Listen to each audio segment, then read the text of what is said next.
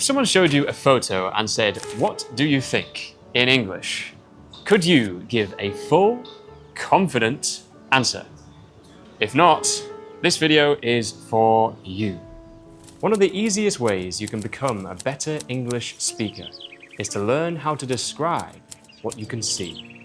I've got photos from my trip to Kuala Lumpur, and I'm going to describe them in English using 3 simple frameworks. The first framework will help you speak English for longer. The second will make your English more vivid and interesting. And the third will show you how to tell better stories so your small talk feels more natural. So, let's start. Before I show you anything, I want you to simply listen. This photo is down a colourful street in Kuala Lumpur.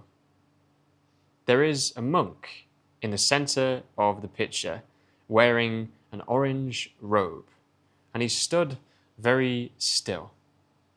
In his right hand, he's holding a metal water bottle, and he's wearing flip-flops on his feet. On either side of him, the walls are painted with bright colours. There is a red gazebo, and the curbs are painted with this zebra-like pattern. Did you hear it? I was talking about 3 things. Setting. Where is this photo? Action. What is happening? Details. What interesting things can I notice? Setting. Action. Details. Or S.A.D. You'll be surprised how much this helps guide your speaking. Now, today, I'm going to set a 1-minute timer for every speaking exercise that I do. Why do I do that? Firstly, it mirrors the pressure of a real conversation. And secondly, we can all find 1 minute to practice every day. It's realistic. So I'm going to do one more example now for you to be super clear when I challenge you to take action at the end of this video. 3, 2, 1, go. This photo was taken in a bookshop in Kuala Lumpur, Malaysia. There is a blonde man walking downstairs, and he's wearing a dark blue backpack. He's holding on to the metal handrail and walking down the stairs. In the foreground, we can see some books on a shelf, and they are recent releases. In the background, there is a cafe. There are people sat down at tables, and on the left of the image, there are 2 baristas wearing white shirts and red hats. On the right of the image, there is also an exit sign in green. The word for exit in Malaysian is keluar. I can see more books on the top shelves. Time's up. One reason I love this exercise is that it teaches you to expand your answers. Imagine you're in a job interview and the interviewer asks you a question about a project you were working on. Or you're having small talk in the streets with somebody you've just met and you're telling them about your hometown. Instead of just giving them a short answer, now you will naturally explain more details because you have practiced this exercise. Now, let's make your English feel more alive. Let's give it a pulse. I want you to imagine that you've stepped inside the picture. Ask yourself, what can I see? What can I hear? What can I feel? What can I smell? What might I taste? 1-minute timer, go. I can see Chang and I eating food looking out of the window at a beautiful view. I can hear the noise of chatting customers in the coffee shop, and I can hear the clanking of cutlery on plates. I can see skyscrapers in the distance as I'm looking out of the window and crunching on some crunchy, buttery sourdough bread. I can smell the aroma of cakes and coffee coming from the baristas making lattes. And I can feel the texture of the tiled table. I can also smell my chamomile tea, which smells quite herbal and light. I can taste the tomato clam soup, and I can see a book on the table. Time's up. Now, would we use all 5 senses in a conversation? Probably not. But remember these 5 words. Just add 1 more sense. That's all. For example, you're talking to a friend about what you did yesterday. Instead of saying, "Yesterday I went to the beach," you could say, "I was walking along the beach yesterday and I saw a fat dachshund barking at a baby." The funny thing was, the baby started barking back. Immediately, your story becomes much more vivid. Using sensory details when talking about a photo will help you add more depth, richness, and color to your English, which will make you more confident and charismatic when you speak. Hey Jay, why does talking about pictures help us in real life conversations? Good question. If you can talk about pictures, then you can describe your experiences. You can talk about your memories, and you can talk about the people around you, which makes you a better speaker.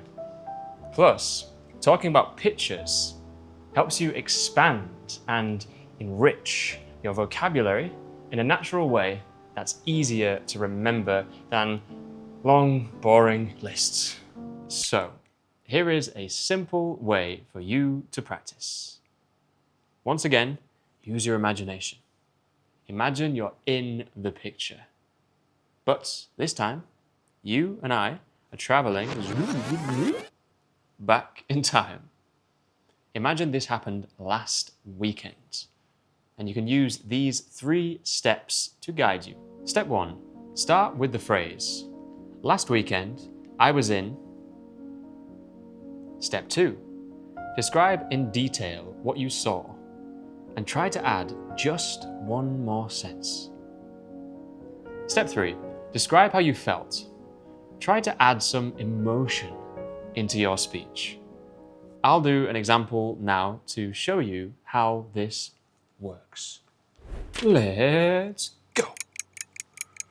Last weekend, I was in Kuala Lumpur in Malaysia, and I took a trip to the outskirts of the city to visit the Batu Caves. I was standing looking up at this giant set of rainbow steps which led up into the cave. There was an enormous golden statue standing there, staring out across the city, and these huge limestone rocks with trees all over them. There were quite a lot of tourists with pigeons and monkeys scavenging the food. But we went up the stairs. There were 272 stairs. We walked all the way up and into the caves. I was knackered when we got to the top, very sweaty. But when we went into that cave and you heard the silence, all I could hear was dripping water and the birds' wings flapping. I felt this incredible sense of awe and wonder that only nature like that can bring you. So my timer went up, and I actually ran over the timer, but that's okay. I always encourage my students on Sprout to finish your points. Tie it off with a nice, neat bow. Let's play a game. Chang asks me a question. First, I will answer badly, and second, I will answer ding better. Let's go. Hey Jay, what did you do last weekend? I went to a concert. Nice. What kind of concert? Hip hop.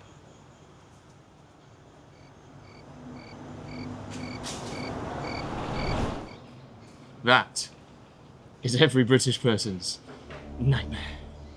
Let's try again with a little more energy. Did you do anything nice last weekend? Yeah, I did actually. I went to a hip hop concert from an underground group called 4 Owls. It was in this dark underground place, and they came out on stage with owl masks on. I remember there was smoke and intense strobe lights, and I'm not good with intense lights, so it was a bit too intense for me. But it was a fun night. Nice. Sounds fun. What song did they play? They don't actually play songs, they rap, which is essentially drumming with your mouth. Not many people know this, but I'm really into hip hop music. I like old school hip hop. How about you? What kind of music do you like? See the difference. Immediately there was a change in energy. I opened up my body language. I shared more of myself. I shared details and specifics.